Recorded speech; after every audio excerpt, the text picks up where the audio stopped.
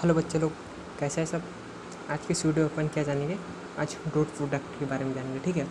और नॉर्मली क्या होता है, जब तुम लोग कोई भी दो क्वांटिटी होते हैं, जब उसको आप लोग प्रोडक्ट करते हो तो उस टाइम आप लोग क्या करते हो, या फिर दो ब्रैकेट लगा दोगे, आपस में उसको लिख दो, बीच में कोई चीज़ नहीं डालोगे, दो ब्रैकेट को आसपास लिखोगे और बीच में कोई चीज़ नहीं डाल। इसका मतलब आप समझ लेते हो कि वो दो ब्रैकेट की जो क्वांटिटी है आपस में मल्टीप्लाई हो रही है। या फिर आप क्या करते हो, क्रॉस का सिंबल लगाते हो, उसके थ्रू आप लोग समझ जाते हो कि दो मल्टीप्लाई हो रहे हैं। या फिर आप क्या करते हो, दो जब ब्रैकेट है फिर जो भी जो क्वांटिटी हो उसके बीच आप लोग डॉट लगा देते हो और इससे क्या समझ जाते हो कि वो दोनों जो क्वांटिटी हो आपस में मल्टीप्लाई हो रहे हैं। ठीक है।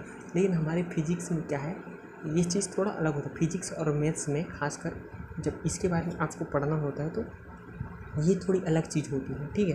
तो डॉट प्रोडक्ट क्या है, तो प्रोडक्ट दो टाइप के होते हैं। एक डॉट वाला होता है जिसको हम डॉट प्रोडक्ट बोलते हैं, या फिर इसको बोलते हैं स्केलर प्रोडक्ट बोलते हैं, क्योंकि इसमें डायरेक्शन नहीं होती। दूसरा होता है इसका क्रॉस प्रोडक्ट। ठीक है, जो कि इसके डायरेक्शन में भी डिपेंड करता है, तो उसको हम क्या बोलते हैं, क्रॉस प्रोडक्ट। ठीक है। तो सपोज दो कोई वेक्टर है, vector a and vector b. ठीक है, vector a and vector b है और इनके बीच कोई एंगल सपोज कि थीटा बना रहा है। ये सब चीज़ यहाँ लिखा है, इसी चीज़ को मैं आपको बता रहा हूँ।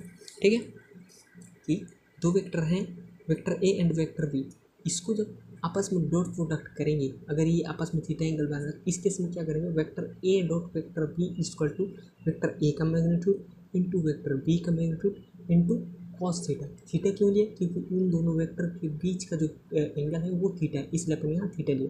ठीक है, तो यही चीज़ यहाँ लिखा है, a b cos theta. A b जहाँ क्या है, ए का मैग्नीट्यूड है, बी जहाँ क्या है, वेक्टर बी का मैग्नीट्यूड है। ओके, तो ठीक है। तो इस तरह से अपन को ये प्रोडक्ट करना होता है।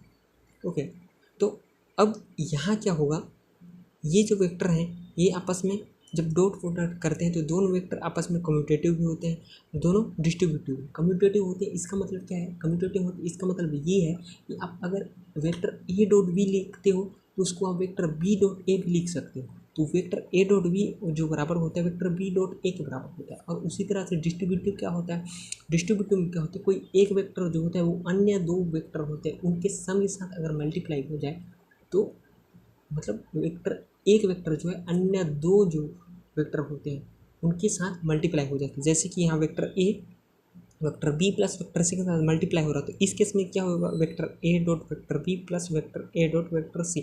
तो इस तरह से होता है डिस्ट्रीब्यूटिव में। ठीक है, अगर इनके बीच सपोज कि ये एंगल आपस में 90 डिग्री बना रहे हो तो इस केस में vector a dot vector b का मैग्नीट्यूड होता है वो 0 होता है। ठीक, जैसे क्या है, क्योंकि कॉस थीटा 0 होता है तो ये पूरा 0 हो जाता है। ठीक है, तो इस तरह से ये बनता है। ओके।